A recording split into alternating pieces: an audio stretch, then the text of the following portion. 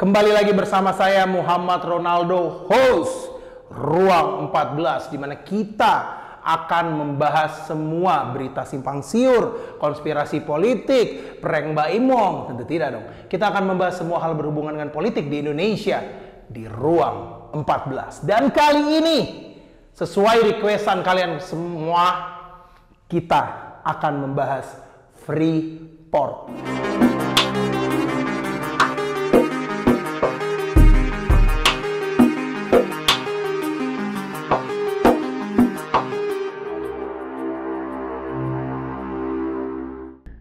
Siapa yang tidak tahu Freeport? Saya. Tidak. Banyak sekali dari kita sudah tahu masalah Freeport.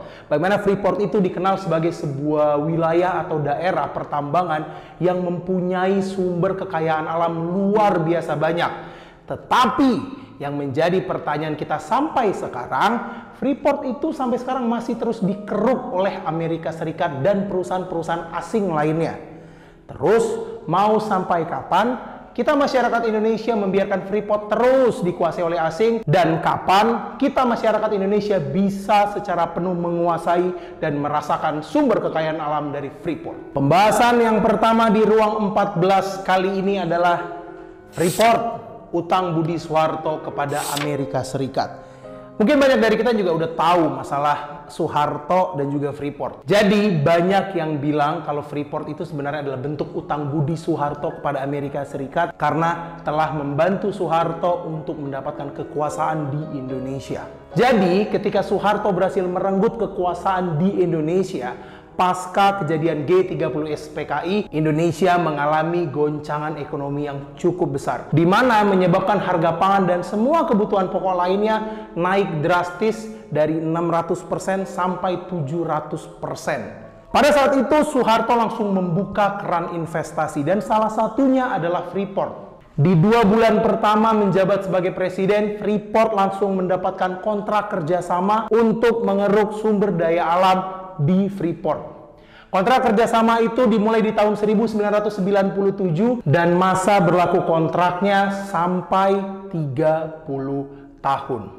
Belum habis masa kontrak tersebut, belum habis Amerika Serikat dan perusahaan asing lainnya mengeruk kekayaan Freeport. Tiba-tiba mereka menemukan kekayaan alam lainnya di Grasberg.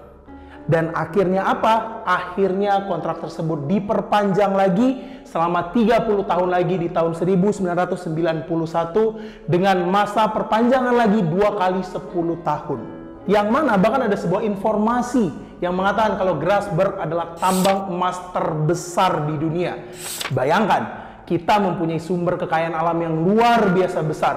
Dan sesuai kontrak kerjasama tersebut, Indonesia hanya mendapatkan royalti sekitar 1%. Bayangkan, punya kita pinjemin ke orang lain, bukan sehari 2 hari, puluhan tahun, dan kita cuma dikasih royalti 1% dari harga jual.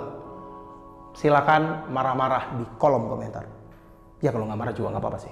Pembahasan kedua di Ruang 14 tentang Freeport kali ini adalah susahnya izin ketika Presiden Soekarno menjabat.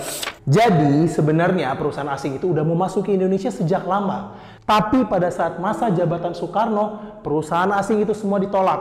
Kenapa? Karena Presiden Soekarno masih merasa SDM, sumber daya manusia Indonesia, masih kurang untuk menerima investasi dari asing. Bahkan Presiden Soekarno cukup sering mengirimkan SDM Indonesia, pelajar-pelajar Indonesia, anak-anak muda Indonesia ke luar negeri untuk menimba ilmu supaya bisa kembali ke Indonesia dan meningkatkan lagi daya SDM di Indonesia.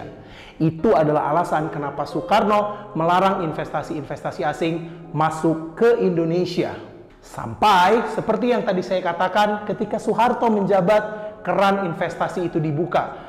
Maka adalah hal yang wajar bagi masyarakat Indonesia mengira sepertinya Soeharto membuka keran tersebut adalah sebuah perjanjian di belakang layar yang membuat investasi-investasi asing itu bisa dengan sangat mudah masuk ke Indonesia. Pembahasan ini menjadi pengingat untuk pemerintah Indonesia, terutama masyarakat Indonesia sendiri. Kita sebagai masyarakat Indonesia harus lebih kritis dan meningkatkan daya SDM kita. Dalam tanda kutip, kita belajar untuk mau lebih mengerti dan memahami. Kenapa? Karena dengan seperti itu, dengan kritis dan ilmu, kita sebagai SDM dapat terus berkembang. Kita dapat menerima semua investasi asing yang masuk dan kita bisa mengambil baiknya dan membuang buruknya. Dan kita bisa menentang para pejabat-pejabat yang mencoba untuk berbuat hal-hal yang tidak baik di Indonesia. Atau mungkin itu juga jadi salah satu alasan kenapa investor asing masuk ke Freeport. Karena mereka melihat SDM Indonesia masih belum berkembang dan masih bisa dibodohi.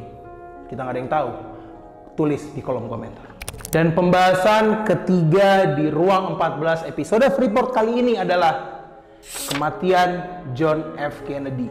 Mungkin ini adalah salah satu pembahasan yang masih ada beberapa orang yang bertanya apa hubungannya John F. Kennedy dengan Freeport. Oke, akan saya coba jelaskan breakdown satu persatu. Jadi John F. Kennedy itu punya rencana dan visi untuk membantu Soekarno dalam pembebasan Papua dari tangan Belanda. John F. Kennedy sudah punya rencana untuk datang ke Indonesia pada tahun 1964. Namun John F. Kennedy sayangnya terbunuh akibat kasus penembakannya yang sangat dikenal oleh orang-orang pada tahun 1963. Ada sebuah narasi yang mengatakan bahwa JFK di satu sisi ingin membebaskan Papua Barat dari Belanda. Tapi Direktur CIA Allen Dulles mengetahui adanya kekayaan alam yang luar biasa di Papua, yaitu Freeport. Allen Dulles mencoba untuk masuk dan men-take over Freeport, tapi dilarang oleh JFK karena JFK masih sangat ngotot ingin membebaskan Papua dari tangan Belanda. Itulah mengapa John F. Kennedy ada hubungannya dengan Freeport, karena kematian John F. Kennedy membuat Allen Dulles, Direktur CIA, jadi mempunyai kuasa dan kebebasan untuk men-take over Freeport. Ditambah lagi kejadian G30 SPKI yang membuat Soekarno tumbang dan Soeharto memegang kekuasaan, membuat Allen Dulles memiliki kebebasan yang lebih lagi untuk menguasai Freeport. Bagaimana menurut kalian? Apakah Direktur CIA Allen Dulles menjadi salah satu tokoh penting atau bahkan tokoh utama dari diambil alihnya Freeport dari tangan masyarakat Indonesia oleh perusahaan asing? Tulis di kolom komentar di bawah. Itu dia episode Freeport di Ruang 14 kali ini. Mulai dari utang Budi Soeharto kepada Amerika, susahnya izin ketika Presiden Soekarno, sampai kematian John F. Kennedy. Intinya komisi mencoba untuk bilang, Freeport adalah milik kita bersama, milik masyarakat Indonesia bersama. Percuma setiap hari kita meneriakkan angka kemiskinan yang besar, bagaimana caranya kita menekan angka kemiskinan, kalau sebenarnya solusinya sebenarnya ada di depan mata kita. Freeport, tapi terus diambil oleh orang-orang asing dan kita hanya bisa diam. Harus ada solusi nyata untuk merebut kembali Freeport. Karena jangan sampai Freeport kita kuasai ketika sumber kekayaan alamnya sudah tidak ada.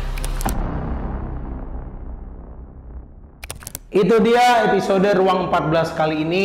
Saya Muhammad Ronaldo, pamit undur diri.